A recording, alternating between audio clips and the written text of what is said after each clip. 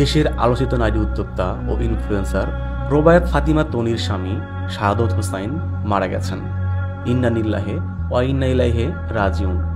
ব্যাংককের একটি হাসপাতালে চিকিৎসাধীন অবস্থায় মারা গেছেন তিনি। দীর্ঘদিন ধরে সেখানে চিকিৎসাধীন ছিলেন তিনি। সামাজিক যোগাযোগ মাধ্যমে তনি স্বামীর মৃত্যু নিশ্চিত করে জানিয়েছেন সে আর নাই। ব্যাংকক সময় রাত 3টা 3 মিনিটে আমাকে সারা জীবনের মতো একা করে চলে গেছে। তনির দ্বিতীয় স্বামী শাহাদত হোসেন ছিলেন একজন সফল ব্যবসায়ী। প্রথম স্বামীর সঙ্গে বনিবনা না হওয়ায় বিচ্ছেদের পথে হাঁটেন তিনি। এরপর ভালোবেসে বিয়ে করেন শাহাদতকে। তনি ও তার স্বামীর মধ্যকার বয়সের ব্যবধান নিয়ে সবসময় সমালোচনার শিকার হয়েছেন তিনি। ফেসবুক লাইভে এলে নানা রকম ট্রলের মুখে পড়েন এই নারী উদ্যোক্তা। এসবে তার কোনো তোয়াক্কা নেই।